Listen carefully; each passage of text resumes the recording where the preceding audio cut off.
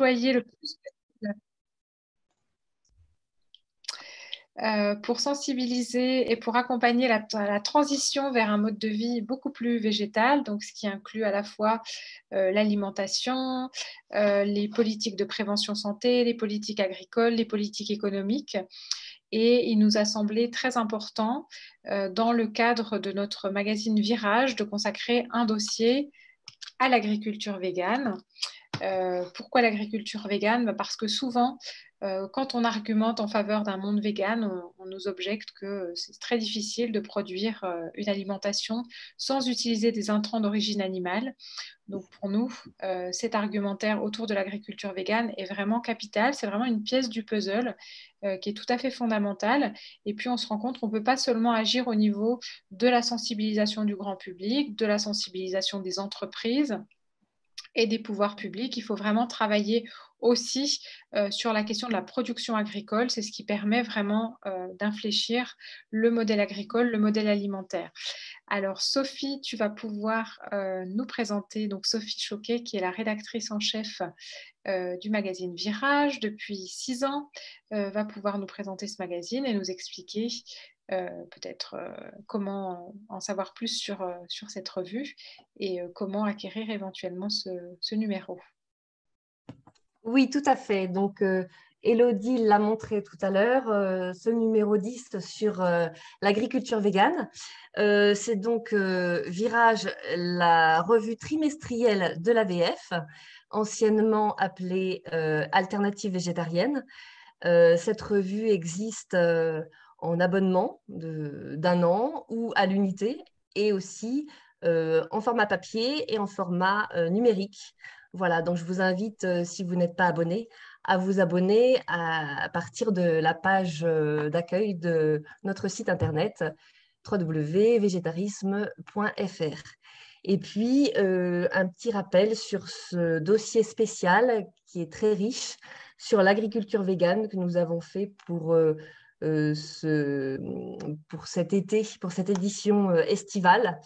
Et qui a été concocté par notre commission écologie, la commission écologie de l'AVF, qui regroupe une dizaine de membres, d'experts dans le domaine. Voilà.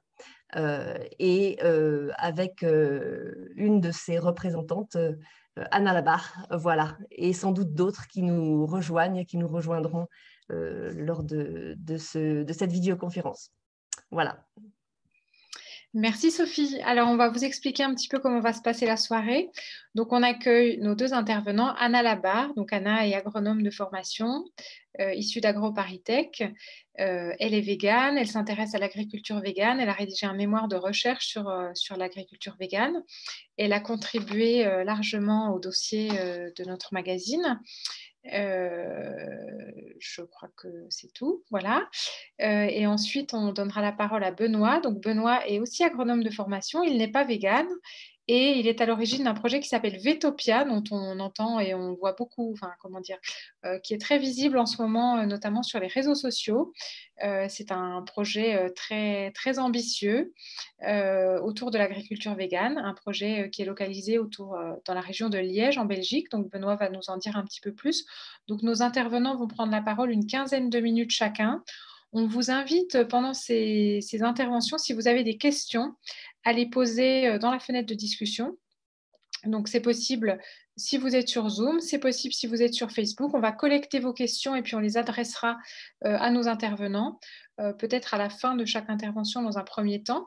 À la suite de ces 2 interventions, on va interagir tous les 3, et bien sûr avec les autres représentantes de l'AVF. Et ensuite, on vous donnera la parole pour un débat beaucoup plus large autour de l'agriculture et de la transition vers un autre modèle. Donc, Anna, tu peux prendre la parole. Merci beaucoup. Donc, bonsoir à tous et à toutes. Et j'ai donc le plaisir ce soir de présenter le dossier donc, qui est paru dans le dernier magazine de l'AVF consacré à l'agriculture végane, donc, qui a été rédigé par plusieurs membres de la commission écologie. Et donc, j'ai le plaisir ce soir d'en faire un petit résumé, une petite mise en bouche sur un sujet qui me tient vraiment à cœur, et c'est depuis plusieurs années maintenant. Alors, dans un premier temps, qu'est-ce que l'agriculture végane puisque ce n'est pas encore un type d'agriculture qui est très connu. Donc, en pratique, ce sont des productions qui sont uniquement végétales et destinées à la consommation humaine. Donc, il y a vraiment une absence, un refus de l'élevage, ce qui est donc assez logique d'un point de vue vegan. Mais ça ne s'arrête pas là. Et ce sera un des points importants en fait, du dossier sur lequel on va revenir durant la présentation. C'est vraiment la partie fertilisation, puisque l'agriculture végane prône une fertilisation uniquement à base de végétaux, en refusant l'utilisation de sous-produits de l'élevage que sont, alors le plus connu c'est le fumier, mais on a également le lisier, et puis tous les déchets d'abattoirs qui sont réutilisés. Donc il y a du sang séché, des poudres d'os. Donc il y a tout un tas de fertilisations qui sont aujourd'hui utilisées en agriculture et qui sont vraiment des dérivés de l'élevage. Donc l'agriculture végane, on a ces productions végétales pour la consommation humaine, refus d'élevage et refus de tous ces sous-produits de l'élevage pour la fertilisation, une fertilisation végétale. On a deux autres aspects qui sont vraiment intéressants vis-à-vis de l'agriculture végane. D'une part, il y a toute une réflexion sur la gestion des animaux dits des ravageurs des cultures, qui donc vont occasionner des dégâts sur les cultures, avec un volet vraiment dédié à la prévention pour éviter d'avoir des dégâts liés à ces animaux, et puis toute une partie d'adaptation aux dégâts qui peuvent avoir lieu. On pourra revenir dessus. Et un autre aspect qui est très intéressant, c'est que c'est un mode de production respectueux de l'environnement.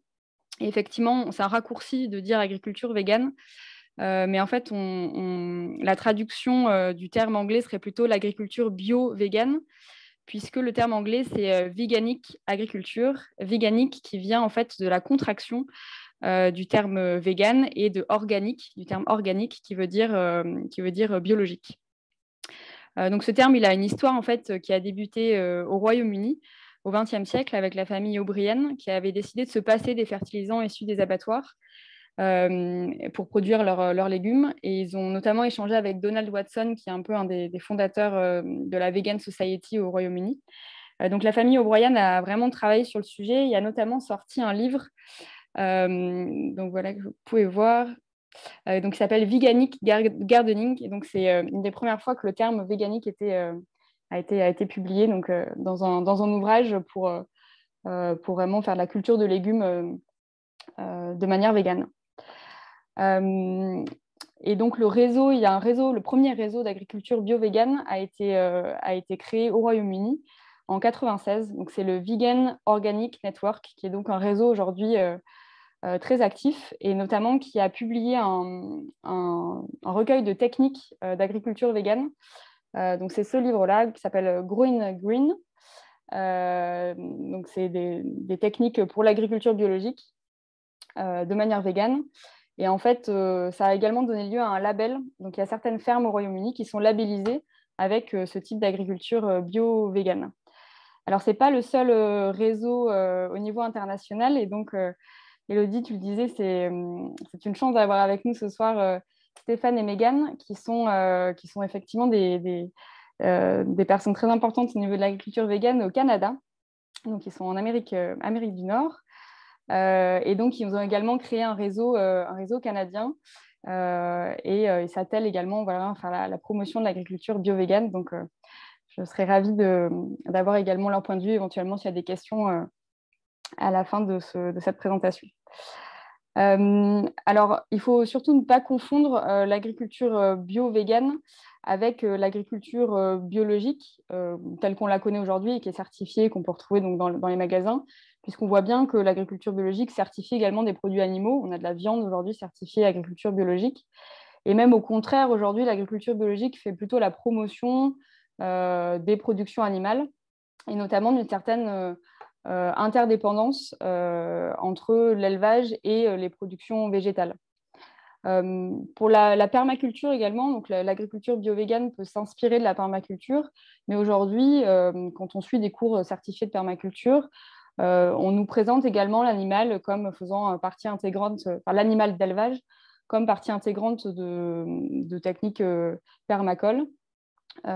Donc, il existe aujourd'hui une permaculture végane, et on va dire que voilà, la permaculture ne ne remet pas en cause l'élevage du tout. Alors, une autre interrogation qu'on peut avoir sur l'agriculture végane, c'est est-ce que c'est une agriculture sans animaux? Donc, il faudrait un espace complètement vierge de toute présence animale.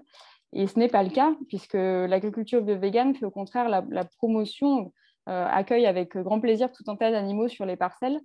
Le tout, c'est de ne pas avoir d'animaux qui soient contraints et de ne pas exploiter ces animaux. Donc, l'agriculture bio-végane voilà, n'est pas ce n'est pas une agriculture sans animaux et au contraire va chercher à avoir la présence de tout un tas de pollinisateurs, de vers de terre, donc de tout un tas d'animaux, mais qui sont présents de manière libre et qui ne sont pas exploités. Alors, le dossier donc, présent dans le magazine de l'AVF présente toute une partie sur pourquoi finalement est-ce qu'on en vient à avoir cette agriculture bio-végane et notamment donc, un article qui montre le coût exorbitant de l'élevage pour des bénéfices minimes. Et pour cela, je peux également renvoyer vers une autre conférence de l'AVF qui avait eu lieu il y a quelques mois sur peut-on encore être écolo et manger de la viande, donc qui est disponible sur le site de l'AVF. Donc, il rappelait un certain nombre de principes, et notamment celui des niveaux trophiques, c'est-à-dire que c'est la position qui est occupée par un organisme dans une chaîne alimentaire. Donc, il se trouve qu'il y a les producteurs primaires, que sont notamment les plantes, donc qui vont produire de la matière organique. Et puis ensuite, il y a les consommateurs primaires, donc les herbivores, tous les animaux d'élevage. Et ensuite, on a des consommateurs dits secondaires, comme les carnivores. Mais ce qu'il faut bien avoir en tête, et je pense que c'est vraiment central dans l'agriculture bio-végane, c'est que les animaux ne sont pas des fabricateurs de fertilisants dont eux seuls auraient un peu le secret. Ils consomment des plantes, ils dépendent entièrement de ce qui est créé vraiment par les plantes. Et ils vont uniquement transformer ce qu'ils peuvent obtenir des plantes. Et cette transformation, elle se fait au prix d'une déperdition qui est vraiment très importante. Donc, contrairement à ce qu'on peut entendre, vraiment, l'élevage ne permet pas de créer des nutriments. Vraiment, l'élevage se sert des nutriments qui sont au départ qui viennent des plantes. Donc, l'élevage, il faut garder en tête que c'est un consommateur de ressources puisqu'il faut nourrir ces animaux d'élevage qui sont donc très nombreux. Et on va les nourrir alors à la fois avec des plantes qui rentrent directement comment dire, qui pourraient être consommés directement par les humains. Donc, ils vont être nourris avec des céréales, avec des légumineuses, comme le soja. Donc, ils vont vraiment se nourrir de cette protéine, de cette énergie. L'élevage consomme aussi des ressources, puisqu'il utilise énormément d'espace. Donc, vraiment, l'élevage consomme plus qu'il ne produit. Et donc, voilà, cette notion de transformation avec des pertes à toutes les étapes de transformation. Donc, quelques chiffres qui étaient notamment donnés dans ce dossier, c'est que l'élevage nécessite quasiment 2/3 des terres agricoles aujourd'hui et ne produit finalement que peu de calories et peu de protéines qui sont consommées aujourd'hui sur Terre. L'élevage voilà, consomme en moyenne, donc effectivement selon les animaux d'élevage, mais consomme 2-3 kilos d'aliments qui sont directement consommables par les humains pour seulement produire 1 kilo, par exemple, de viande. Et donc, on en revient à la fertilisation. L'élevage va consommer de l'azote de synthèse, qui en fait, l'azote donc, sert à faire pousser des plantes qui servent ensuite à nourrir les animaux, pour ensuite n'en restituer qu'une partie. Et cet azote, ensuite, c'est cet azote qui est présenté comme un azote, voilà, l'azote organique, qui est utilisé pour fertiliser les plantes à destination de la consommation humaine. Donc, on voit vraiment toutes ces différentes étapes, cette chaîne de consommation, avec énormément de pertes au passage. Donc la fertilisation, c'est voilà, l'enjeu vraiment central et il y a plusieurs articles qui sont consacrés à la fertilisation donc dans le dossier sur l'agriculture végane. C'est un enjeu clé avec un dosage qui est subtil dans le sens où les sols qui sont cultivés, ils ont besoin d'un apport en fertilisation. Ça, évidemment, on ne le remet pas en cause. À partir du moment où on exporte un certain nombre de productions végétales, forcément, on appauvrit les sols et donc on a besoin de donner des nutriments au sol cultivé. Mais une fertilisation en trop grande quantité, on le voit, a aussi des conséquences qui sont néfastes. On pense alors en France très facilement au cas breton, donc en Bretagne où il y a une fertilisation qui est débordante puisqu'on a des élevages notamment de porcs en très grand nombre. Donc on a un excès d'azote dont on ne sait plus quoi faire et donc qui peut finir dans la mer et qui conduit à la production d'algues vertes. Donc on voit que la fertilisation, c'est vraiment un dosage subtil. Il faut une certaine fertilisation, mais il n'en faut pas en trop grande quantité. Donc il faut trouver le bon équilibre.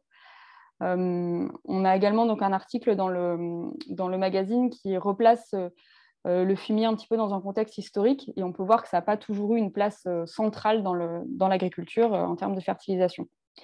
Et donc, on a également présenté un certain nombre de solutions alternatives à la fertilisation d'origine animale. Donc, la première, c'est vraiment de revenir à la source de la fertilité, donc revenir à une fertilisation purement végétale. Et donc, il s'agit de faire pousser des légumineuses. Donc, ce sont des plantes qui ont grâce à une symbiose avec des bactéries qui ont cette capacité à fixer l'azote qui est présent en très grande quantité dans l'air. Donc la technique des engrais verts, l'utilisation de plantes également pour faire des composts, donc la fermentation de mélanges organiques et de matières minérales. On peut également penser à l'agroforesterie, donc vraiment utiliser les arbres qui vont produire également de la biomasse qu'on peut réutiliser pour fertiliser. Il y a la technique du BRF, donc c'est le bois ramial fragmenté avec un mélange de résidus de broyage. Donc voilà, vraiment des solutions alternatives qui existent en agriculture bio-végane, de vraiment revenir à la source de la fertilité. On peut également penser à la fertilisation humaine. Alors en anglais, on parle de humanure.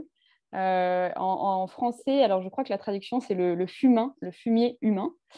Donc en fait, l'idée, c'est de recréer des cycles fermés, puisqu'aujourd'hui, on a créé quelque chose de très linéaire, c'est-à-dire qu'en tant qu'humain, on va consommer tout un tas on consomme de l'alimentation, mais ensuite, tous les déchets qu'on peut en produire, eh bien, on les perd complètement, enfin pas complètement, mais en grande partie en tout cas, alors qu'on pourrait penser à un cycle beaucoup plus fermé où on réutiliserait du coup en séparant éventuellement l'urine des excréments humains. Mais aujourd'hui, il y a des pistes de recherche qui sont très intéressantes, voilà, pour éviter de perdre l'azote et notamment le phosphore surtout, qui est une denrée rare. Donc on pourrait les réutiliser pour de nouveau fertiliser des cultures végétales qui pourraient ensuite être consommées de nouveau. Donc repenser et reboucler finalement des cycles qui aujourd'hui sont très linéaires. Donc, il y a des solutions techniques, il y a tout un panel de solutions, alors évidemment, qui ne sont pas utilisables partout de la même manière, mais en tout cas, il y a un panel de solutions. Et donc, au-delà de ces aspects qui sont vraiment purement agronomiques, finalement, on se rend compte que l'agriculture bio-végane, en remettant en cause l'élevage, elle fait émerger un certain nombre de questions voilà, un peu sous-jacentes, des freins qui peuvent être liés plus généralement à des questions d'abandon d'élevage. Et donc, on les connaît par ailleurs, puisque voilà, en remettant en cause une alimentation purement végétale, eh bien, on a tendance à vouloir abandonner l'élevage. Et donc, c'est des questionnements qu'on entend souvent, mais il y a la question des paysages. Peut-être que Élodie reviendra sur ce point-là. La question des emplois et des reconversions qui sont possibles des éleveurs dans le monde agricole. Voilà, donc c'est peut-être des choses qu'on abordera par la suite. Voilà, donc je crois que j'ai essayé de balayer en tout cas tout ce qui a pu être dit dans le dossier sur l'agriculture végane dans le dernier magazine Virage. Et j'espère vous avoir donné envie de creuser le sujet. Je passe la parole donc à Élodie et puis Merci Benoît. Anna. Écoute, c'était très efficace en tout cas. Il n'y a pas eu de questions a priori, donc j'espère que tout était clair. J'espère que notamment la notion d'engrais vert, c'est quelque chose qui était bien connu. En tout cas, toutes les questions pourront être traitées ensuite et n'hésitez pas encore une fois à les poser dans la fenêtre de discussion. Et on va maintenant donner la parole à Benoît qui va nous parler d'une initiative localisée, précise, concrète Allons-y. Alors, il y a une question qui a été posée, effectivement, mais je pense qu'elle a été répondue par Stéphane. Donc, JL et Cécilia ont demandé de quelle culture parlez-vous, uniquement maraîchage ou bien aussi arboriculture, vignes, céréales et oléoprotéagineux. Et Stéphane a répondu, l'agriculture végane devrait, je pense qu'il voulait dire produire tous les végétaux pour utilisation humaine, céréales, légumes, fruits, noix, légumineuses, plantes médicinales, fines herbes, fleurs, etc. Et je pense que Benoît va aussi répondre à cette question dans son intervention parce qu'il va nous dire tout ce que produit justement sa ferme Vetopia. Merci. Ok, alors voilà, je voudrais vous faire une petite présentation. Donc, j'ai préparé quelques dias, je vais essayer de les passer. Donc, vous me direz si ça se passe bien et puis on se retrouve après. Je vais essayer de partager mon écran. Alors, voilà. Est-ce que ça se passe bien? Je vais faire présentation. Élodie, est-ce que ça passe? C'est parfait, Benoît. Ok, on m'entend. Donc, voilà, je vous ai fait une petite présentation sur le sujet, donc comment et pourquoi végétaliser nos modes de production alimentaire. Donc, ça, c'est le sujet, donc le comment et le pourquoi. Alors, d'abord, l'expérience Vetopia, je vais vous en parler un petit peu. Donc, au départ, moi, je ne suis pas végane, mais je suis allié des véganes. Je trouve que l'idée me plaît, est intéressante et j'ai eu envie, à partir de 2016, en fait, d'intégrer ça dans mon cadre de travail, qui est de créer des projets dans l'agriculture durable. Et donc, on a imaginé les grands contours d'un projet avec mon ami Fabrice Derzel, qui, lui, était président de l'association Végétique, qui était l'association vegan et végétarien en Belgique francophone. On a un peu imaginé ce projet-là et donc on a commencé à chercher un terrain. Ça a été assez long et difficile, mais en 2019, on a rencontré des gens d'une société qui est un promoteur immobilier qui nous ont donné accès à la terre. Donc, ils avaient intégré dans leur projet immobilier de sacraliser, de sanctuariser pour l'agriculture la moitié de leur terrain. Et ils avaient appelé ça paysage productif et éducatif. Donc, ça matchait très, très bien avec notre projet. Et donc, on a commencé à faire une étude pour eux avec un design qui est celui-là, avec cette espèce de tête de dinosaure. Donc, je trouve ça assez amusant. Mais donc, on a fait un design qui intègre effectivement des grandes cultures, donc céréalières, du maraîchage, des serres, de l'arboriculture fruitière en agroforesterie, des petits fruits, des asperges, etc. Donc, effectivement, on est dans l'idée de produire tous les végétaux productibles avec des rotations qui incluent des légumineuses. Donc, voilà, on a fait un design pour ce projet. Alors, le projet, assez rapidement, on a commencé à le mettre en œuvre. Donc, 3 mois après avoir eu le terrain, on sortait les premiers légumes. Et donc, voilà quelques images pour se rendre compte de ce que c'est. Donc, on a 2,5 hectares. On cultive en agriculture participative, urbaine. Donc, on est juste à côté des habitants. Et donc, nous, on fait des chantiers participatifs avec des gens qui ne sont pas forcément véganes et qui viennent cultiver la terre, avec des véganes aussi. Et on a un système d'autocueillette, c'est-à-dire que les gens du quartier peuvent venir récolter leurs produits. Et donc actuellement, on nourrit à peu près une trentaine de familles avec ce système-là et on commence à développer aussi des paniers pour aller à Liège. Donc on va essayer d'avoir 30 familles à Liège aussi. On en a une dizaine pour le moment. Donc voilà, le projet démarre assez rapidement, en tout cas en termes de production. Et donc, bon, évidemment, les habitants sont assez contents. Et c'est intéressant aussi parce qu'effectivement, on peut discuter de l'agriculture végane à des gens qui ne le sont pas. Et donc, voilà, il y a il y a des euros qui tombent. On dédiabolise aussi les choses. Donc, je pense que ça travaille aussi socialement, ce projet-là. Alors, je vais en revenir à notre sujet qui est finalement l'agriculture végane. L'agriculture végane, eh bien, elle existe, c'est un fait. Et donc, il y a des standards, il y a des labels qui existent. Mais par contre, quand on fait les comptes, c'est quand même pas grand-chose. Donc, si je regarde quelques chiffres, mais évidemment, peut-être c'est plus, mais on voit quelques chiffres qui sont référencés sur Internet. C'est une grosse centaine de fermes, alors qu'il y a 200 millions de paysans qui sont représentés par l'organisation paysanne Via Campesina, ou encore en France, 37 000, et en Wallonie, dans ma région, 1500 fermes qui sont certifiées bio. Et donc, ça veut dire que dans toutes les petites épiceries ou les supermarchés, vous allez trouver des légumes qui sont bio, mais par contre, je vous défie de trouver des légumes qui sont véganes. Ça reste quand même quelque chose de très minoritaire, malheureusement. Alors, pourquoi? Eh bien, pour arriver à comprendre pourquoi est-ce que cette agriculture-là ne s'est pas jusqu'ici développée, il faut comprendre comment fonctionne la polyculture élevage, qui est la base de l'agriculture bio et même de beaucoup d'exploitations agricoles qui ne le sont pas.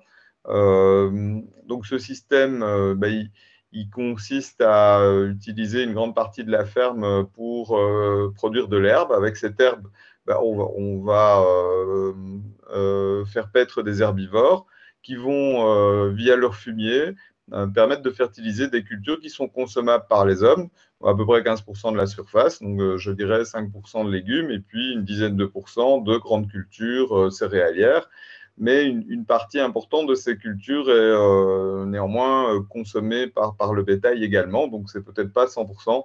Et du coup, finalement, quand on prend ces chiffres-là et qu'on fait quelques calculs sur la conversion des protéines végétales en protéines animales, on va trouver que finalement, il y a 20 à 25% de la surface qui est productive pour de l'alimentation humaine.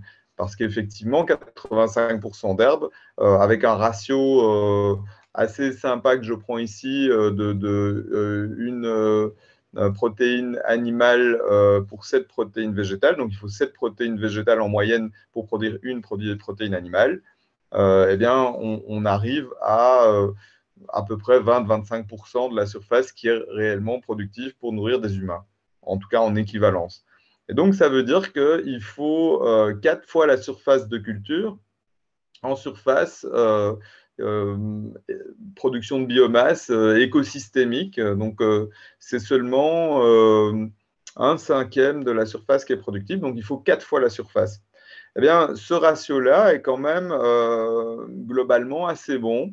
Et c'est ce qui porte l'agriculture bio associée à l'élevage, et c'est ce qui porte finalement les systèmes avec élevage.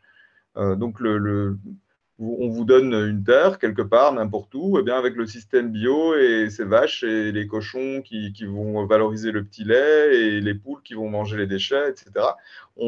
Quelqu'un peut démarrer une ferme et sans rien, il va arriver à produire. C'est un système qui fonctionne et qui est quand même relativement performant par rapport à des systèmes qui le précédaient historiquement. Et donc voilà, l'enjeu pour développer l'agriculture végane, selon moi, c'est de battre ce ratio de 4 fois la surface en production de biomasse. Alors, ça fait très longtemps, effectivement, qu'on a des agricultures qui fonctionnent sans lien avec l'élevage. Donc, on avait déjà la jachère forestière. Donc, de temps en temps, on coupe et on brûle la forêt, et puis alors on cultive quelques années là-dessus et on laisse ça se reconstituer.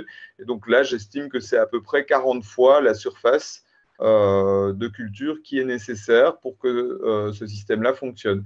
Donc on revient tous les peut-être 40 ans sur une terre, donc il faut 40 fois la surface. Bon, ça, c'est évidemment quelque chose qui a pratiquement disparu, en tout cas chez nous, quand on peut se le permettre, on ne fait plus comme ça. Alors, il y a une autre technique qui est la technique développée notamment par Jean Pain de compost de broussailles. Et en fait, cette technique-là, c'est la technique qu'on retrouve dans les systèmes de production véganique. Donc, c'est l'utilisation de matières organiques végétales pour produire du compost. Et puis après, on va produire sur compost. Même on met une couche au-dessus du sol dans la méthode Jean Pain, mais aussi dans le label d'agriculture biocyclique, c'est pareil. on va mettre une couche importante de 10 cm au-dessus du sol et on va cultiver là-dedans.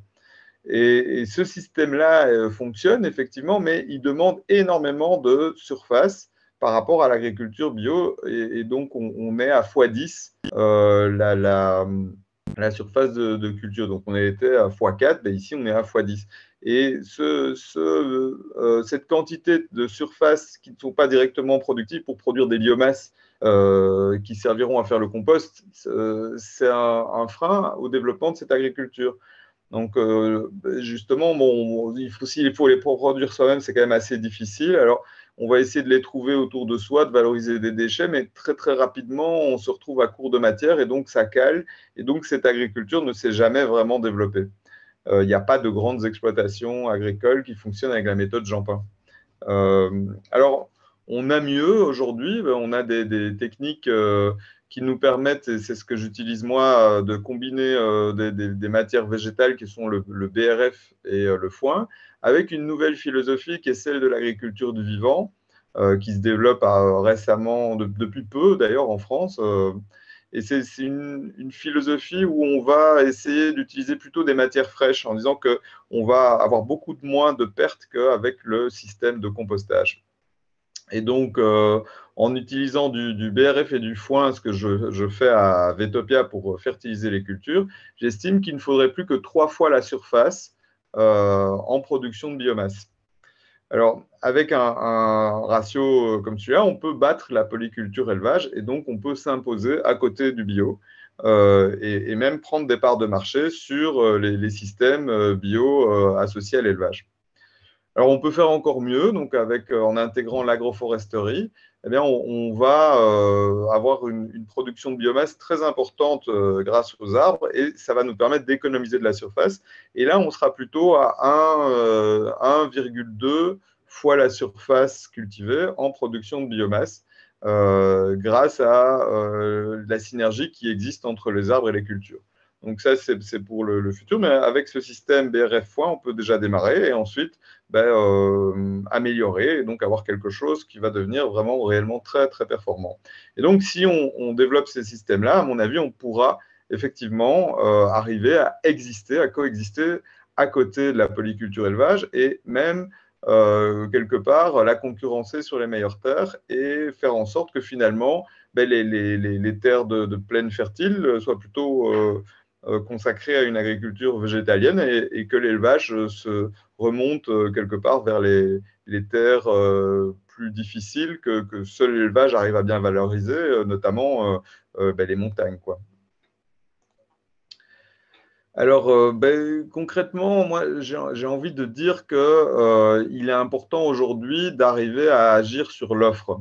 Donc, on n'a plus le temps, quand on lit le dernier rapport du GIEC, tout va se jouer dans la décennie entre 2020 et 2030. Et donc, on n'a plus le temps d'agir exclusivement sur la demande, c'est-à-dire d'essayer de convaincre des gens de changer leurs habitudes alimentaires. Parce que ça peut prendre vraiment des générations. Et donc, c'est vrai qu'avec les nouvelles générations, on voit une évolution vers beaucoup plus de gens passent au véganisme et végétalisent leur alimentation, mais ça prend vraiment beaucoup trop de temps par rapport à ce qu'on a. Et donc, si on agit sur l'offre, c'est radical. La viande qui n'est pas produite ne peut pas être consommée. Donc, agir sur l'offre est quelque chose de beaucoup plus efficace et complémentaire, évidemment, à agir sur la demande, c'est-à-dire agir sur les habitudes alimentaires. Donc, la production me semble être un enjeu politique par rapport au développement d'un monde vegan et en tout cas la diminution de la souffrance animale, mais aussi des dégâts environnementaux liés à l'élevage. Alors, comment faire? Eh bien, en fait, il faut taper là où ça fait mal, sur l'achat d'aliments. Donc, en fait, les animaux qui sont consommés sont produits avec des aliments qui sont largement importés ou pris dans les assiettes des humains, alors qu'il y a à peu près 1 milliard d'êtres humains qui ne mangent pas à leur faim. Donc, je pense qu'un objectif raisonnable et intéressant serait de réduire en Europe de 66% le bétail. Donc, alors actuellement, le bétail européen, ben, c'est les chiffres que vous voyez. Donc, c'est 87 millions de bovins, 100 millions d'ovins, 150 millions de porcins et 6,5 milliards de volailles. Et donc, ces animaux-là, ben, ils consomment 20 millions d'hectares de protéines hors Europe. Donc, ça, c'est du soja transgénique poussé sur le dos de la forêt amazonienne, essentiellement. Alors, des céréales que les humains pourraient consommer, mais qui sont plutôt valorisées sur l'élevage. Alors, il y a des cultures dédiées de fourrage, et puis alors, il y a les oléoprotéagineux, où là, on valorise les tourteaux, et donc ça, c'est pas forcément totalement mauvais, mais c'est quand même, voilà, enfin, voilà, ça fait partie aussi de l'assiette de nos animaux d'élevage. Alors, on a quand même 58 millions d'hectares de prairies. Ben, celles-là, effectivement, elles peuvent alimenter l'élevage. Si on alimentait l'élevage uniquement sur base de ces prairies, on réduirait effectivement à un tiers l'élevage européen. Donc, sur base des prairies, les vaches qui mangent de l'herbe, ça fait une vache sur trois. Alors, donc, pour moi, ce qui serait déjà un objectif politique intéressant, c'est que ceux qui élèvent des animaux devraient être capables de les nourrir sans concurrence avec l'alimentation humaine et essentiellement, pas uniquement, mais essentiellement sur base de nos herbages. Et donc, on a en Europe actuellement, comme dans le monde d'ailleurs, 77% de la surface qui est consacrée à nourrir des animaux d'élevage. Et il faudrait réduire ça et créer plutôt recréer une agriculture paysanne qui a du sens autour de l'élevage et cultiver une partie des terres pour de l'agriculture végétalienne. Alors, c'est une proposition politique donc, qui est très difficile à faire passer. Donc, comme le disait Greta, tant que vous ne commencerez pas à vous concentrer sur ce qui doit être fait plutôt que ce qui est politiquement possible, il n'y a aucun espoir. Donc, effectivement, c'est politiquement impossible de dénoncer les accords qui nous lient aux États-Unis notamment et au continent américain sur l'importation d'aliments. C'est très difficile d'aller poser des limites à cela, mais en fait, c'est techniquement très, très simple. Donc, c'est une proposition qui n'a rien de compliqué, qui peut être mis en place tout de suite, qui n'a pas d'aspect enfin, inconnu. Il est assez facile d'imaginer que si on réduit les importations d'aliments, ben on va réduire d'office l'élevage. Et donc, on s'en retrouve à un choix politique. Est-ce qu'on le fait ou est-ce qu'on ne le fait pas? Donc, le faire, ça peut se faire de manière progressive.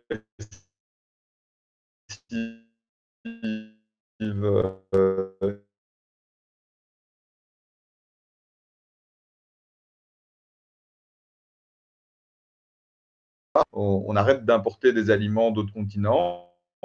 Et puis, peut-être on arrête d'importer des aliments d'autres pays, et puis d'autres régions, et puis, etc., etc. Petit à petit, on peut réduire jusqu'au moment où finalement les fermes deviennent autonomes pour produire l'alimentation des animaux qu'ils souhaitent encore élever, s'ils souhaitent élever des animaux. Alors, c'est quoi les conséquences pour les éleveurs? Eh bien, en fait, paradoxalement, c'est plutôt positif à mon avis. Donc, en Wallonie, dans ma région, la proportion des charges opérationnelles consacrées à l'achat d'aliments, c'est plus de la moitié du budget des fermes. Et donc, si on réduit la taille de l'élevage en réduisant.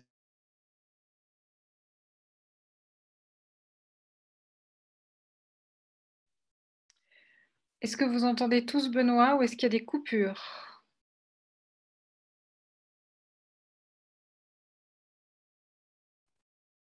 Je l'entends plus, ça a coupé. Alors Benoît, si tu m'entends, on ne t'entend plus à certains moments, le son est intermittent. Peut-être si tu peux reprendre un petit peu en amont.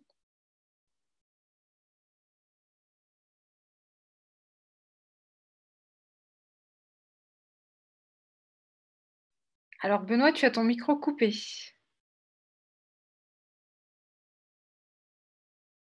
Activer le micro, voilà. Je réactive le micro. Est-ce que tu m'entends? Je t'entends. Ah, bah voilà, super. Alors, je vais relancer cette présentation. Donc, on a vu ça. Voilà. Donc, je disais que paradoxalement, les conséquences pour les éleveurs sont plutôt positives parce que donc actuellement, il y a quand même un désir de consommation de produits animaux qui restera important même si on réduit la quantité disponible. Donc, ça veut dire que le prix des produits animaux va augmenter considérablement. Et donc, si on a 3 fois moins de produits animaux, ils se vendront 3 fois plus cher. Et par contre, du coup, les agriculteurs, ils vont gagner toujours la même chose avec leurs produits animaux. Leur chiffre d'affaires ne va pas changer, mais ils auront 3 fois moins de coûts et 3 fois moins de travail. Bon, c'est pas tout à fait, mais en tout cas, ils auront moins de coûts et moins de travail. Et donc, finalement, la vie sera beaucoup plus rose pour les éleveurs avec une mesure comme ça. Et donc, on peut se demander effectivement qui ça ennuie, l'industrie, pas forcément non plus, parce que finalement, les supermarchés non plus. Enfin, je pense que le nombre d'acteurs qui seraient vraiment handicapés par cette mesure sont assez réduits. Mais bon, il y a d'autres facteurs politiques qui font que c'est une mesure qui serait difficile à faire passer. Donc voilà, je pense qu'on a ici une capacité de se mobiliser sur un point précis qui est les aliments pour bétail, d'en faire une proposition qui va vraiment être très embêtante quelque part par ceux qui ne veulent pas avancer dans cette direction de la végétalisation de l'alimentation, pour une raison très simple, c'est qu'elle est imparable. Donc s'il y a pas, si on achète moins d'aliments, on produira moins de souffrance animale, moins de CO2 lié à l'élevage, moins d'animaux, et on aura des éleveurs qui pourront faire une agriculture de bien meilleure qualité et qui vivront beaucoup mieux. Voilà. Alors, je vais couper ma présentation. Je crois que c'est arrêter le partage que je dois faire. Voilà. Est-ce qu'on me voit? Un petit peu dans l'ombre. Voilà. On te voit très bien, Benoît. Alors, merci beaucoup à tous les deux. Merci à Benoît pour cette présentation riche et peut-être un peu complexe pour certains participants qui n'ont pas encore entendu parler de ces thématiques, puisque tu nous présentes à la fois ta ferme, ton modèle d'agriculture végane qui est beaucoup plus efficace en matière d'utilisation des terres que le système polyculture élevage et puis qu'un certain nombre de systèmes historiques. Donc ça, c'est la première chose. Et ensuite, tu nous fais véritablement une proposition politique qui serait justement comment dire, de demander aux producteurs agricoles et notamment aux éleveurs de produire sur la surface de leur ferme toute la nourriture de leurs animaux ou alors d'utiliser des surfaces de prairies, mais en gros de couper la vanne de l'alimentation animale. Donc, quelqu'un a demandé Alors, pourquoi est-ce que tu proposais de diviser par 3 la production de viande. Donc, moi, j'ai compris que c'était parce que tu proposais que seulement les prairies soient considérées comme de la nourriture pour les animaux, mais ensuite, tu suggérais que les fermes pourraient produire aussi la nourriture pour les animaux. Donc, est-ce que tu veux clarifier déjà ce premier point pour qu'on y voit un petit peu plus clair? oui, donc ma proposition n'est pas de demander aux agriculteurs de faire quoi que ce soit. Ma proposition est de faire pression sur le niveau politique pour que le niveau politique réduise le commerce des aliments pour bétail, ce qui aura directement pour conséquence la réduction des quantités de produits animaux sur le marché et donc l'augmentation des prix, etc. etc. Donc, c'est quelque chose qui peut être très rapidement fait, qui peut avoir un impact énorme à tous les niveaux. Alors, pourquoi un tiers? Eh bien, quand on regarde, si on prend le dossier de l'AVF, ce qu'on voit, c'est qu'effectivement, comme en Europe, dans le monde, il y a 77% des terres qui sont utilisées pour nourrir des animaux d'élevage. C'est énorme, hein. Donc, Si on prend la quantité de terre où on estime qu'on ne pourrait pas faire une autre agriculture que celle-là, euh, s'il fallait les cultiver, on ne pourrait pas faire une autre agriculture que celle-là, ce serait difficile de faire autre chose qu'un système avec élevage. Eh bien, en fait, on a 1,3 milliard d'hectares, ce qui, quand on fait la proportion, ce serait plus qu'un tiers de ces surfaces-là. Donc, si on ne consacrait à l'élevage que les terres dont on ne peut faire autre chose, eh bien, on aurait une réduction par 3 de la taille de l'élevage. Et c'est aussi la proposition que je ferai au niveau européen, c'est d'essayer d'arriver à peu près à ça, de dire, voilà, on va réduire par 3 la taille de l'élevage. Comment? Ben, il ne s'agit pas de discuter avec les consommateurs en disant arrêtez de manger de la viande. Il ne s'agit pas de discuter avec les agriculteurs en disant arrêtez de produire des animaux. Il s'agit de discuter avec les politiciens pour leur dire arrêtez de faire du commerce d'aliments pour bétail. Interdisez-le, réduisez-le, taxez-le. C'est très facile à mettre en œuvre. Pas politiquement, c'est impossible, mais techniquement, c'est très facile. Alors, si je peux me permettre une réaction, Benoît, Est-ce que j'ai répondu à la question? je pense que tu as bien répondu. Mais est-ce qu'on ne reste pas dans une vision un peu utilitariste des écosystèmes où d'une certaine façon, on doit forcément utiliser toutes les terres, les rentabiliser, les mettre à notre service? On sait que si on réduit drastiquement la consommation animale et la production animale sur Terre, on va gagner beaucoup de terres. Donc, est-ce qu'on a besoin à toute force d'utiliser les terres de montagne, par exemple, comme prairies? Donc, ça, c'est une première question. Et puis ensuite, donc, tu sais qu'il y a plusieurs scénarios de transition du système agricole. Donc, il y a notamment le scénario AFTER à l'échelle française, TIFA à l'échelle européenne. Donc, ce sont deux scénarios qui proposent une réduction assez forte de la production animale.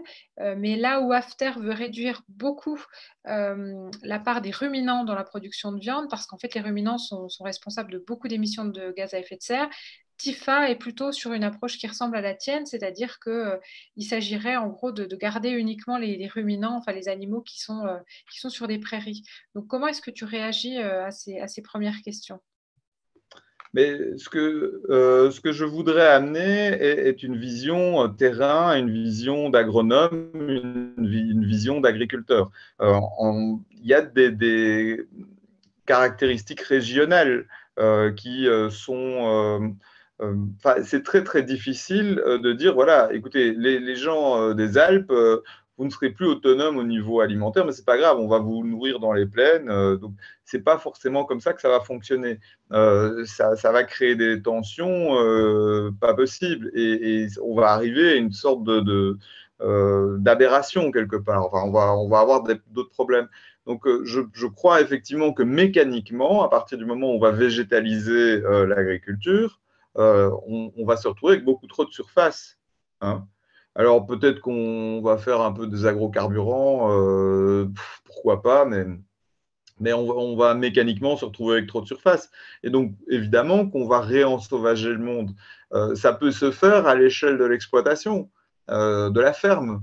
Donc, la ferme, donc c'est un des principes aussi de la permaculture d'ailleurs, c'est de dire, voilà, il faut une zone qu'on laisse à la nature sauvage. Il y a d'autres manières de le faire qui, à mon avis, sont plus intelligentes, en tout cas ou complémentaires en fait quand même. Peut-être pas, c'est pas l'un ou l'autre, hein, mais il y a une autre méthode qui consiste à intégrer beaucoup plus la biodiversité dans les parcelles. Ça veut dire avoir des bandes enherbées, ça veut dire avoir des arbres en agroforesterie. Je pense qu'on doit absolument planter des arbres en agroforesterie sous toutes les terres cultivées par les humains et recréer des maillages entre les réserves naturelles qui sont totalement sauvages, mais donc il faut des couloirs, des corridors, etc. Donc il y a, enfin, la créativité des agriculteurs est infinie par rapport à ces questions-là. Il faut leur faire confiance, leur laisser imaginer ces systèmes-là. Mécaniquement, on ne doit même pas s'en préoccuper à partir du moment où on végétalise l'alimentation. On va avoir besoin de beaucoup moins de surface et donc on va réensauvager. Déjà, en France, il y a de la déprise. Chez nous, on a 33% de couverts forestiers, comme le monde. Pourquoi? Parce qu'effectivement, on a des terres riches et fertiles et on a reboisé à tour de bras toutes les terres qui n'étaient pas absolument formidables, quoi. Donc voilà. Merci Benoît. Alors, on comprend qu'on a ici vraiment une vision politique avec un certain nombre d'éléments qui peuvent être complémentaires, c'est-à-dire qu'à la fois on va développer des modèles agricoles différents, à la fois on va essayer d'agir concrètement pour réduire la part des productions animales. J'aimerais bien avoir une réaction de Anna et si possible aussi de Stéphane et Megan, si vous êtes partants pour vous exprimer à l'écran. Sur ces propositions de Benoît. Voilà, comment est-ce que vous voyez la transition de nos systèmes agricoles? Quelle doit être la place de l'agriculture végane? Quelle doit être la place aussi des mesures vraiment qui vont entraver le système de production animale? Allez-y si vous voulez vous exprimer un petit peu sur ce sujet. Alors, moi, je dirais que c'est vraiment fondamental déjà de dépasser effectivement une vision, la vision de la polyculture élevage comme le type d'agriculture qu'il faut imposer dans l'agriculture de demain. Je pense que déjà, si on arrive à dépasser ça et à se dire que l'élevage aujourd'hui, c'est un choix, c'est vraiment un choix et que, donc a priori, c'est plutôt un mauvais choix dans énormément de situations, puisqu'on c'est de l'élevage industriel quand même dans la plupart du temps. Donc se dire que c'est un choix et que donc finalement si on fait le choix de garder un petit peu d'élevage, oui, alors on peut se demander si du coup on garde quelques ruminants mais qui vont émettre des gaz à effet de serre. Est-ce qu'on garde plutôt des animaux comme le porc ou la volaille qui du coup vont émettre moins de gaz à effet de serre mais dont l'alimentation rentre directement en compétition avec l'alimentation humaine? Finalement, voilà, on peut discuter un petit peu de ces modalités-là, mais déjà de se dire que on peut avoir une agriculture qui est vraiment purement végétale, on va économiser, c'est une économie immense qui est de terre, c'est une économie immense en termes de fertilisation des cultures, puisqu'aujourd'hui, voilà, on parle effectivement de la fertilisation azotée, mais on fertilise pour des cultures végétales qu'on donne aux animaux la plupart du temps. Donc en fait, vraiment de se rendre compte à l'économie incroyable qu'on a de terre, de fertilisation. On parle également du phosphore, qui est aujourd'hui de ressources qui va pouvoir manquer dans les prochaines années, puisque il n'y a pas comme pour les légumineuses qui peuvent capter l'azote. Le phosphore, on l'extrait de roches. Et aujourd'hui, on perd énormément de phosphore, donc ça peut être une ressource qui va être manquante dans les années futures. Et de se dire que voilà, on arrête de donner du phosphore à des cultures qui, encore une fois, sont données aux animaux avant d'être données aux humains. Enfin, voilà. Donc déjà, si on arrive à imposer ça, je pense, dans les débats et dans la vision qu'on a de l'agriculture, c'est déjà un pas énorme de vouloir nourrir les hommes. Et en nourrissant vraiment directement les humains, en fait, voilà, on aura beaucoup moins de souffrance pour les animaux. Je pense que c'est déjà un très bon point. Et effectivement, je comprends l'idée de se dire qu'on laisserait de l'élevage uniquement dans les terres qui sont, sur lesquelles on peut rien faire d'autre. Mais c'est vrai que notamment en France, on a quand même la chance de pouvoir cultiver beaucoup de choses et dans beaucoup d'endroits. On a des climats qui sont variés, mais qui nous permettent du coup de cultiver de tout. Je pense qu'on a vraiment, si on reste sur un focus voilà, sur la France, on a la chance de pouvoir cultiver énormément tout ce qui pourrait nourrir en fait une personne avec une alimentation végétale. Ça, c'est quand même une chance énorme. Et aujourd'hui, on l'exploite finalement assez peu, puisqu'on a choisi de spécialiser et donc on importe nos fruits et légumes parce qu'on en produit peu en France. Et donc voilà, il y a énormément de choses à faire en France pour avoir une alimentation variée française. Maintenant, on peut voir on parle des amandes qui viennent de l'autre bout du monde, mais on peut en cultiver en France. On a les graines de chia. Aujourd'hui, on a une filière de graines de chia qui s'est montée en France. Enfin, voilà. Donc, je trouve que si on arrive déjà à dépasser ce culte de l'élevage français, ce serait déjà une chose incroyable. Et je crois que Stéphane voulait intervenir. Oui, ben bonjour à tout le monde. C'est le fun d'avoir un événement comme ça. C'est vraiment intéressant de voir que le sujet de l'agriculture végane est abordé. J'ai bien aimé quand même la proposition de Benoît de dire que effectivement, il faut travailler à la source aussi, pas juste le consommateur, mais aussi voir au niveau de l'agriculture, dire si on rend plus difficile de nourrir les animaux, ça va faire en sorte que le prix de l'alimentation, ben, de la viande va être plus élevé, ça va peut-être réduire la consommation. Puis je pense faut voir ça vraiment de plein de façons différentes. Moi, une des choses, c'est sûr que comme disait Anna, c'est sûr qu'au Québec en particulier, on importe énormément d'aliments des États-Unis. Donc, mais on a beaucoup de potentiel au Québec, mais souvent, c'est la méconnaissance. Je pense que c'est un des aspects, pour moi, je mets beaucoup à l'avant-scène, c'est l'éducation. Faut éduquer au fait qu'on peut cultiver au Québec beaucoup plus d'aliments que présentement on peut retrouver dans les supermarchés. Il y a énormément de potentiel. Moi, je fais quelques petits essais avec des poires, entre autres. Les gens sont surpris de savoir que souvent que les poires poussent au Québec alors que ça pousse mieux en climat froid, souvent des poires que des pommes. Donc, il y a vraiment le potentiel. Donc, au niveau de l'éducation et aussi éduquer, évidemment, mais par la démonstration, comme l'exemple que Benoît fait avec Vetopia. Donc, il faut démontrer que c'est possible et éduquer parce que il y a toujours l'enjeu de est-ce qu'on va réussir à avoir des politiciens qui vont prendre des décisions qui vont à l'encontre un peu de ce qu'une majorité de la population souhaite. Donc, il faut vraiment éduquer les politiciens, la population. Il faut qu'il y ait une certaine ouverture pour qu'on puisse espérer avoir un changement dans les lois, dans la législation.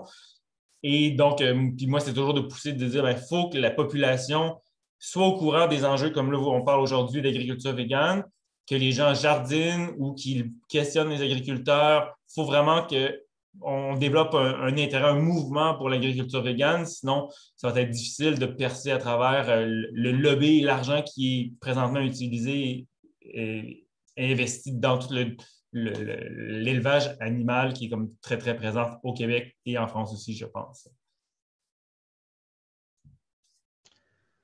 Ben merci, c'est super d'avoir votre retour en tout cas. Alors, il y a plusieurs personnes qui ont levé la main. Mégane, peut-être si vous voulez réagir à ce qui a été dit. Et sinon, on a Eric qui a levé la main aussi. Et bonjour, moi c'est Mégane. Donc, moi je fais normalement le volet anglophone de la Veganic Agriculture Network, mais je parle le français aussi comme deuxième langue. Donc, comme Stéphane a dit, nous on travaille surtout au niveau de l'éducation parce que je pense que c'est tellement important de montrer aux gens les possibilités.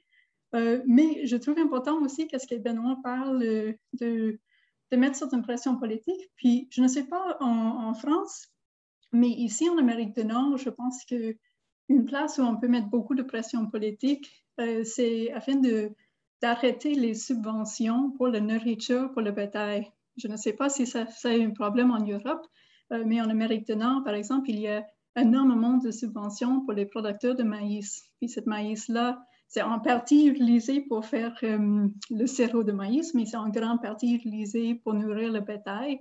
Donc déjà, on peut dire que l'industrie de viande ici en Amérique du Nord est très subventionnée, qui fait aussi que tous ces produits-là, comme le fumier et les déchets d'abattoirs pour l'agriculture, sont aussi très subventionnés. Donc, juste en partant d'enlever ces subventions-là, ça ferait une certaine différence.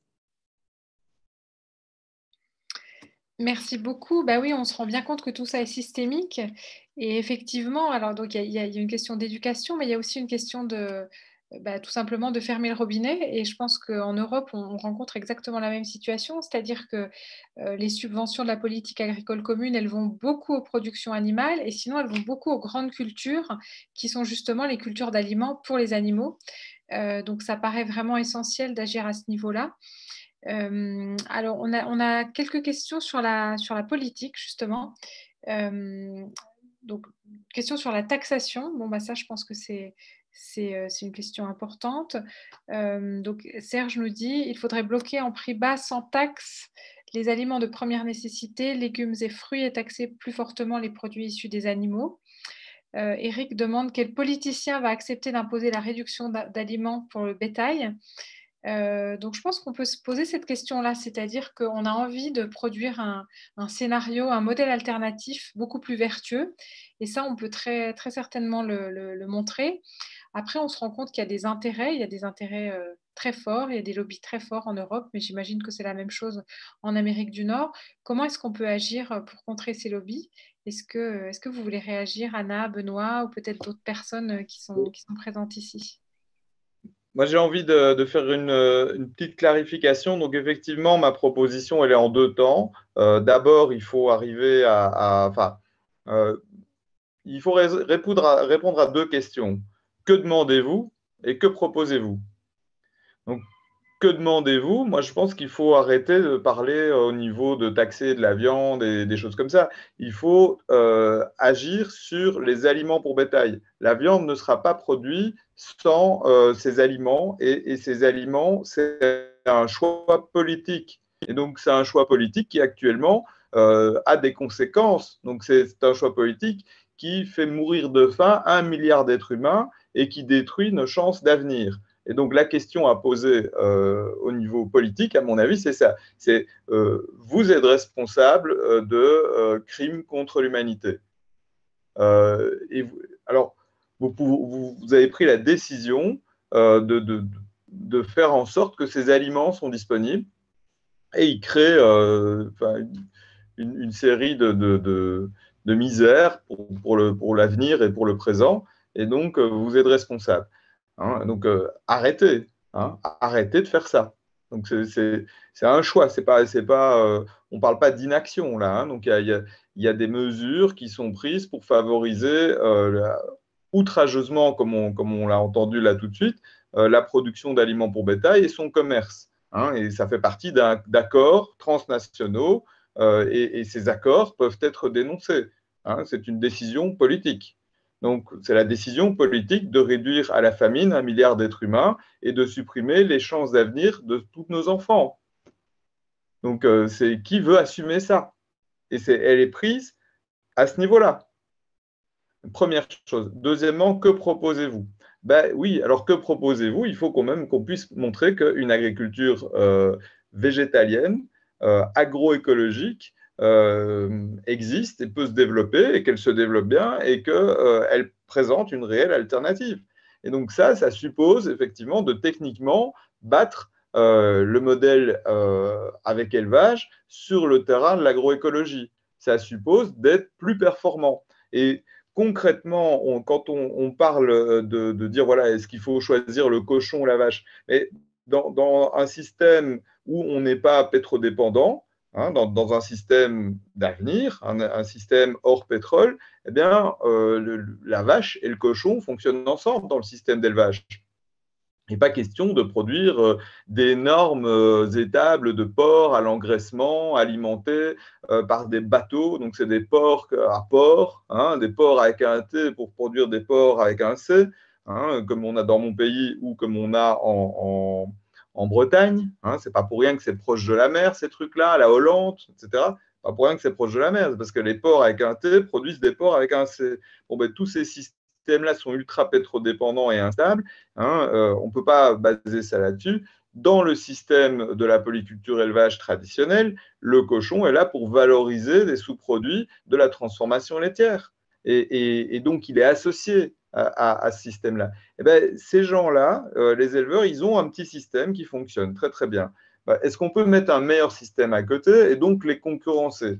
Ben, ça, c'est un défi technique. Et donc, il faut relever ce défi technique-là. Il faut, par les chiffres, quoi, dire, voilà, on me donne une terre, je démarre en agriculture végane, eh bien, je dois arriver à produire avec ce qu'il y a là, avec de l'eau, du soleil et du sol.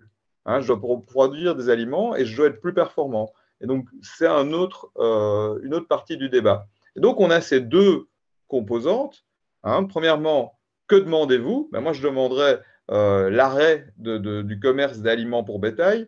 Et que proposez-vous? Eh ben, une agriculture plus performante et végétalienne sur toutes les terres qui peuvent le permettre. J'ai dit. Merci Benoît. Si tu veux réagir, Anna. Oui, alors moi sur l'aspect politique, je trouve qu'effectivement dans les débats, et on l'a entendu par exemple à la primaire chez Europe Écologie Les Verts, il y a quand même maintenant donc, la volonté d'arrêter l'élevage intensif. Et du coup, par ricochet, effectivement, la question de la fertilisation va se poser, puisqu'aujourd'hui, la fertilisation animale, elle vient en grande partie en fait, de l'élevage intensif. Donc, ce serait intéressant, en fait, avec la diminution de l'élevage intensif, voilà, de se poser la question de la fertilisation avec un créneau qui sera peut-être disponible et un peu plus intelligible à ce moment-là de comment gagner en autonomie sur les fermes en termes de fertilisation. Puisqu'en fait, il y aura le choix d'avoir une fertilisation du coup, qui sera de nouveau importés, mais de manière chimique de synthèse, ou bien, du coup, une autre voie, ce sera une fertilisation produite localement sur la ferme via des engrais verts, via l'agroforesterie.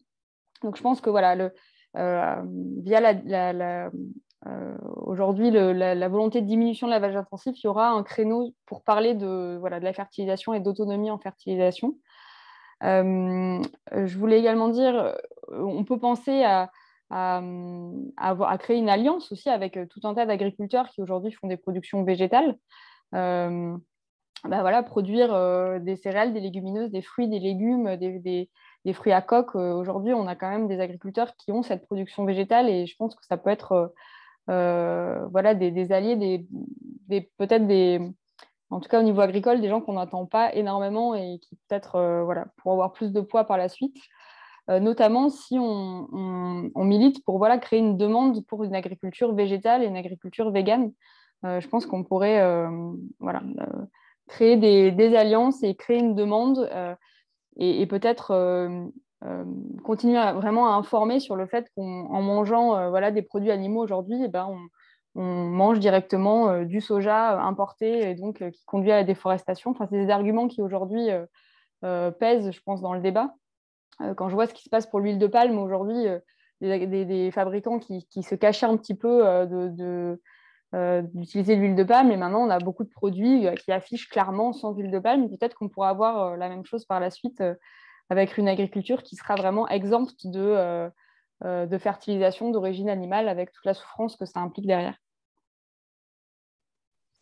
Merci Anna. C'est vrai que c'est très intéressant et c'est important de comprendre que tout ça est systémique, c'est-à-dire qu'on a des intrants chimiques qui fertilisent largement des grandes cultures, qui nourrissent de l'élevage intensif qui produit du fumier, qui peut-être va produire d'autres modes va fertiliser d'autres modes de culture.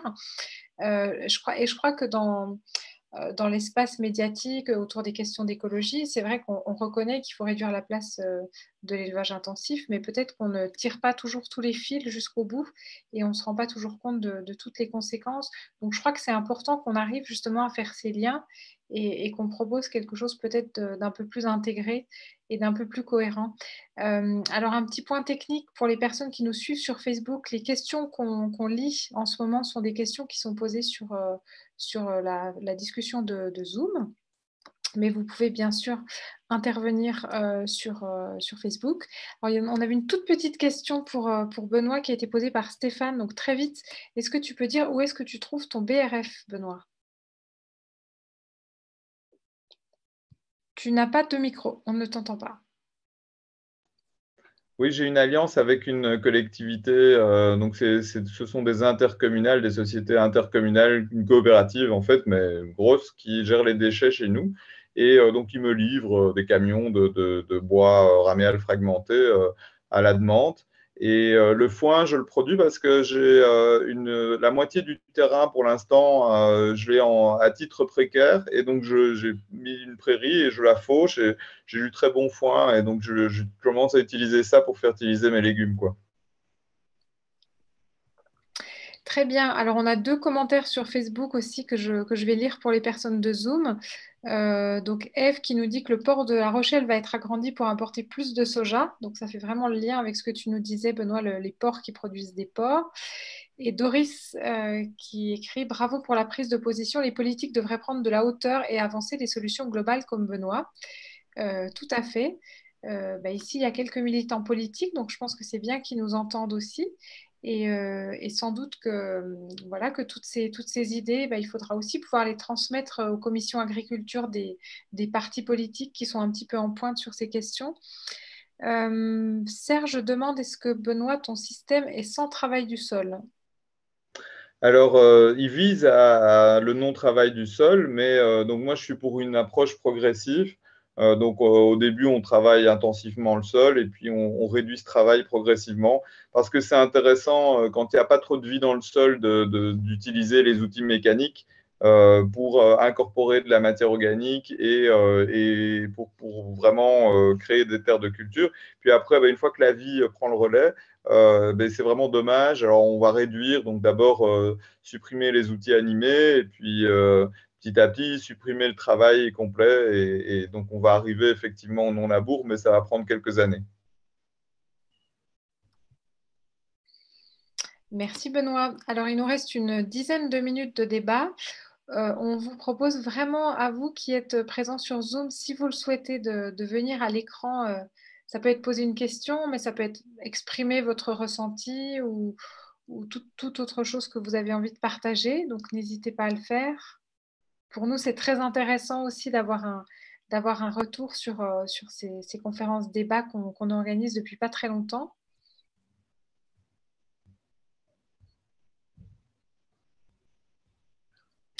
Est-ce que peut-être Jérôme de la commission écologie de l'AVF voudrait réagir?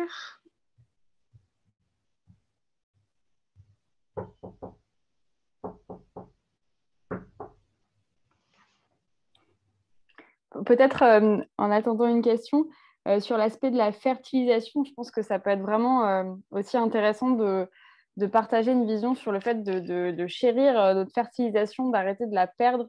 Et donc, le développement des composts ménagers, de garder, au lieu de jeter tous ces aliments, enfin, il y a énormément de pertes, donc de pouvoir avoir la culture, de faire son compost, de garder effectivement tous les déchets des communes, du coup, on parle de déchets, mais évidemment, ce ne sont pas des déchets, c'est de la matière organique qui pourrait être utilisée après dans le monde agricole. Donc, je pense aux communes, et notamment rurales, qui ont énormément de tontes ou qui ramassent énormément de matière organique. Et puis, penser au BRF, effectivement. Donc, qu'on ait un petit peu plus cette culture de la fertilisation et notamment la fertilisation issue des humains. Donc peut-être à terme, arriver à réutiliser l'azote qui est contenu dans l'urine ou le phosphore qu'on rejette par ailleurs. Donc, dire qu'aujourd'hui, la fertilisation, c'est vraiment un point central et on pourrait faire beaucoup. Et du coup, c'est quelque chose aussi à la fois qu'on peut faire de manière individuelle, via notamment faire son compost et à une échelle plus globale, quoi. Du local au global, on peut tous avoir un lien avec la fertilisation. Oui, c'est un très bon rappel. Je crois qu'on a tendance nous les consommateurs urbains, on a tendance à oublier un petit peu l'origine des aliments qu'on consomme. Et c'est vrai qu'avoir cette vision globale, ça permet de repenser beaucoup de choses dans nos modes de vie. Alors, Giel et Cécilia posent une question de philosophie morale assez cruciale, et c'est une question qu'on s'est déjà posée. Est-ce que la lutte biologique est une exploitation animale? Et peut-être que ça peut entrer en résonance aussi avec la proposition que fait Benoît de créer des alliances avec les prédateurs dans le cadre d'une ferme d'agriculture végane.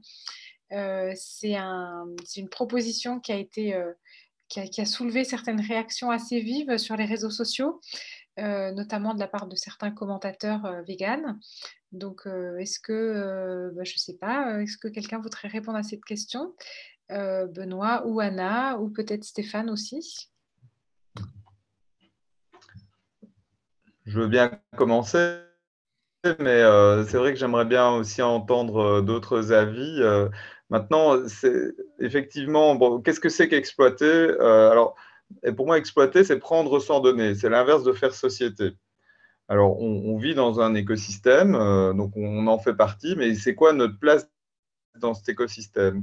Est-ce qu'il s'agit de régenter cet écosystème et de dire, voilà, en fonction de notre vision du monde, on va essayer de modifier le rapport de force entre les prédateurs et les proies, etc. Ou alors, est-ce que on doit trouver une place, quoi? Moi, je crois que le fait qu'il y a de la prédation, ça fait partie de l'ordre naturel des choses. Mais un écosystème stable, c'est un écosystème où il y a un équilibre entre les proies et les prédateurs.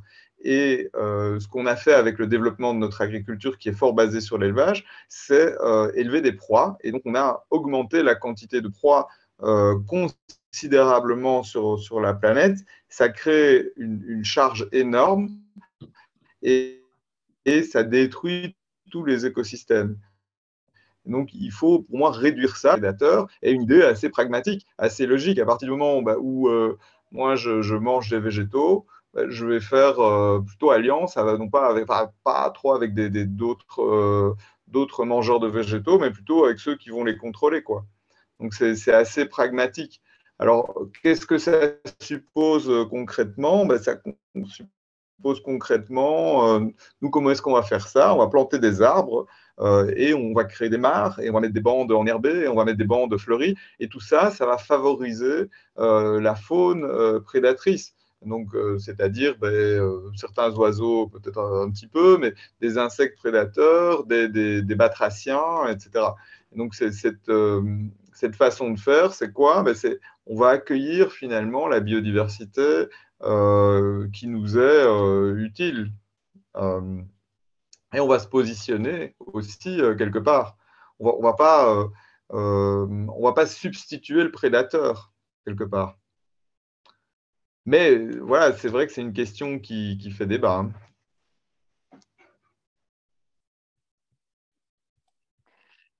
Oui, alors dans le cadre du mémoire de recherche que j'avais réalisé il y a quelques années sur l'agriculture bio-végane en France, et donc j'avais essayé de rencontrer des agriculteurs qui pratiquaient l'agriculture bio-végane. Et je leur posais la question effectivement de la gestion des ravageurs des cultures, comment est-ce que eux, voilà, comment est-ce qu'ils agissaient. Et donc il y avait différents rapports effectivement à ces ravageurs des cultures.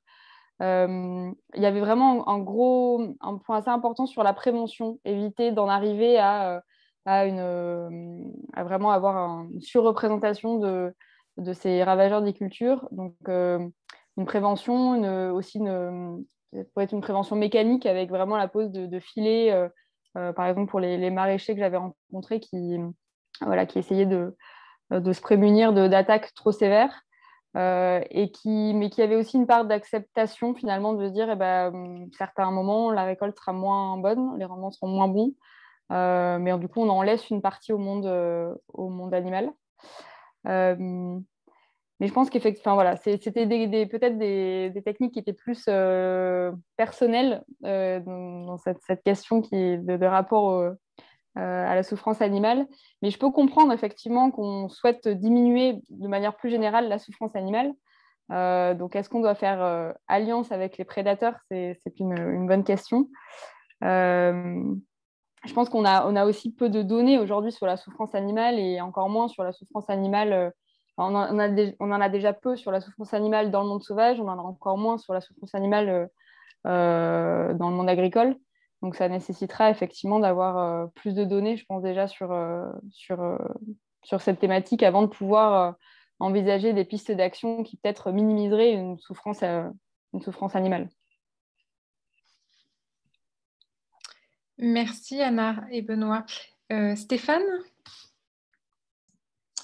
Je ferais peut-être juste réagir un peu par rapport à ça. C'est sûr qu'en agriculture végane, on va quand même, ce qu'on essaie quand même de voir au départ, c'est est-ce qu'on peut faire de la prévention ou utiliser des méthodes, des filets ou des choses pour essayer de repousser davantage d'abord. Mais sauf que sinon, au niveau de la lutte biologique ou la présence de prédateurs, en fait, c'est sûr que pour moi, je vois ça comme c'est relié à aussi la biodiversité parce qu'on entend constamment parler qu'on a une perte de biodiversité, il y a un effondrement de la biodiversité sur la planète.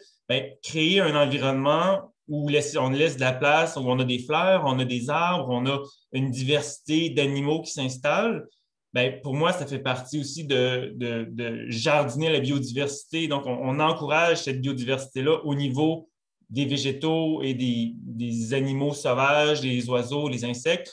Et ça permet de créer un espace aussi pour les prédateurs. Puis moi, c'est ça que, entre autres, un jardin que j'avais fait où c'était du gazon que j'ai transformé en mettant des arbres fruitiers, des plantes, des végétaux, plein de choses que j'ai vu ensuite arriver des couleuvres, arriver des grosses araignées, arriver d'autres choses qui, à la base, c'était juste du gazon. Et avec des végétaux et des légumes qu'on fait pousser là, on voit qu'il y a une diversité qui vient prendre place parce qu'on a laissé un espace. Et moi, c'est vraiment dans cette optique-là, je me dis, si on met en place des infrastructures de plantes, de haies, etc., qui fait qu'on laisse un espace à la biodiversité pour s'installer, il va se créer une prédation, oui, mais ça va... moi, je pense que c'est une façon beaucoup plus naturelle et qui va plus saine et qui va de soi à l'échelle de la planète par rapport à mettre des insecticides ou vraiment lutter ou de vouloir tout détruire pour avoir juste une culture que les humains puis exclure toute la biodiversité à travers de ça. Moi, je suis plus pour promouvoir la biodiversité dans nos environnements, peu importe où on est. Là. Merci. On se rend compte qu'il y a des questions très complexes et qu'on peut de toute façon discuter entre philosophes, par exemple, mais si on aborde la question d'un point de vue agronomique et qu'on est sur le terrain, on a des réponses qui sont peut-être un peu différentes. Et puis, ce n'est pas des questions qu'on va forcément trancher complètement ce soir. Alors, je vais répondre à une question qui a été posée sur Facebook. Est-il prévu en France un label permettant de reconnaître un produit végétal issu d'agriculture végane? Alors oui, ça existe. Il y a un label qui s'appelle EVE. Donc EVE, c'est l'organisme de certification et c'est un label qui peut certifier des produits issus de l'agriculture biocyclique végétalienne. Mais à ma connaissance, comme c'est un label qui est quand même très exigeant, c'est-à-dire que c'est pour des produits transformés dont les ingrédients sont produits, sont issus de l'agriculture végétalienne, à ma connaissance, il y a très peu de produits qui sont labellisés et donc l'organisme certificateur EVE a proposé plusieurs versions du même label pour pouvoir intégrer des produits végétaliens, mais dont les ingrédients ne sont pas issus de l'agriculture végétalienne. Donc, je crois que c'est quand même assez rare.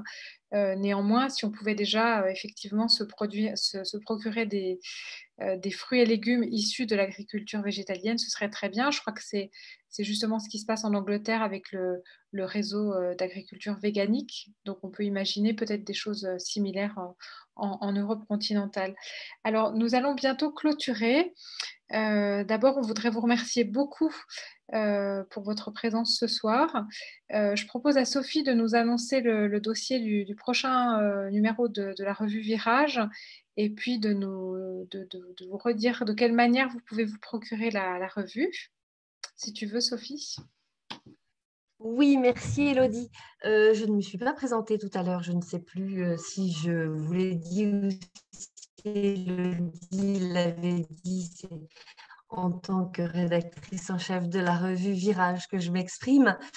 Mais peut-être avant, est-ce qu'il ne reste pas quelques commentaires indiqués à ceux qui nous suivent soit sur Facebook, soit sur Zoom et qui n'ont pas accès aux commentaires les uns des autres ou est-ce que tu penses qu'on a fait je pense que c'est bon, Sophie. Je pense que tu peux vraiment présenter la revue.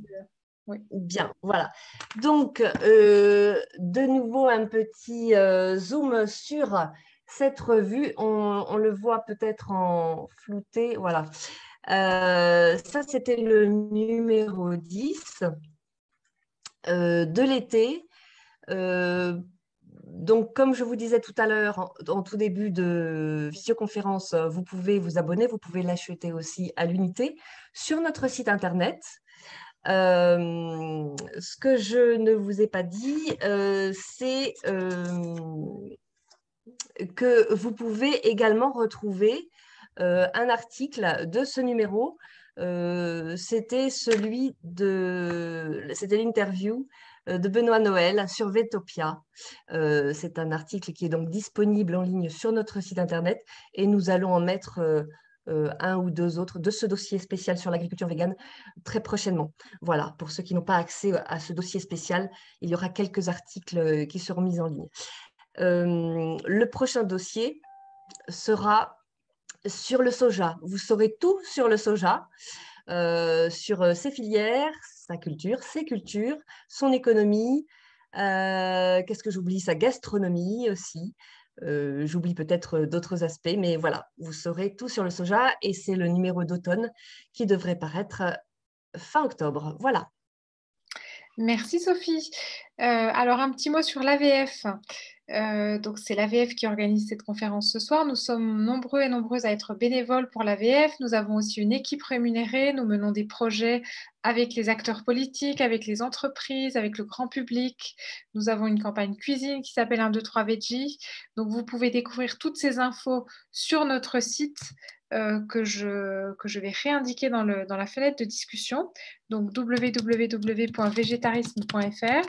Nous vous invitons aussi, si vous le souhaitez, à nous rejoindre, à devenir adhérent de l'AVF, adhérente. Donc, on a besoin d'avoir des personnes qui nous soutiennent. Ça nous permet de peser d'un poids plus important auprès des institutions, auprès des acteurs politiques. Nous avons besoin d'argent pour rémunérer nos salariés, pour payer nos locaux, pour imprimer nos documents et pour mener toutes les actions qu'on mène. En ce moment, on a une grosse actualité autour des cantines avec un travail de plaidoyer pour obtenir l'option végétarienne quotidienne dans toutes les cantines publiques et notamment les cantines scolaires en 2023.